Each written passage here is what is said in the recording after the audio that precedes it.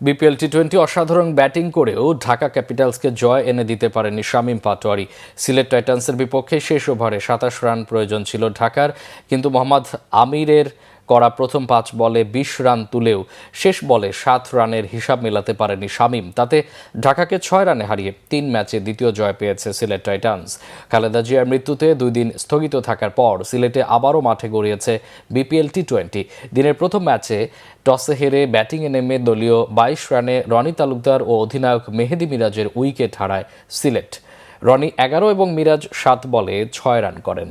পাওয়ার প্লের ৬ over শেষে সিলেটের সংগ্রহ দাঁড়ায় ৩৪। তৃতীয় উইকেটে সাইম ও পারভেজ হোসেনের ইমনের ৬৪ রান যোগ করেন। সাইম ৩৪ বলে ২৯, পারভেজ ৩২ বলে ৪৪ করে আউট হন। এরপর দলকে টেনে তোলার দায়িত্ব নেন আফিফ হোসেন ও আজমতুল্লাহ ওমরজাই।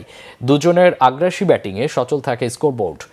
মির্জার করা ১৭তম ওভারের ব্যক্তিগত ১৫ রানে ক্যাচ মিসে জীবন পান ওমরজাই।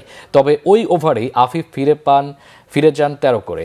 এরপর ওমরজাই ২৪ বলে অপরাজিত ৫০ এবং ইথান ব্রুকসের ৬ বলে অপরাজিত ১৩ রানে ৫ উইকেটে ১৭৩ রানের স্কোর গড়ে সিলেট। জবাবে ব্যাটিংয়ে নেমে ৪৩ রানে ৫ উইকেট হারিয়ে বিপর্যয়ে পড়ে ঢাকা। তবে শামীম পাটোয়ারির উড়ন্ত ব্যাটিংয়ে ঘুরে দাঁড়িয়েছিল ঢাকা।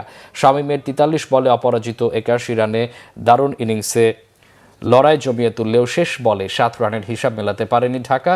তাতে ৬ রানে ম্যাচ জিতেছে সিলেট। ৩ ম্যাচে দ্বিতীয় জয় সিলেটের, ২ ম্যাচে প্রথম পরাজয় ঢাকার।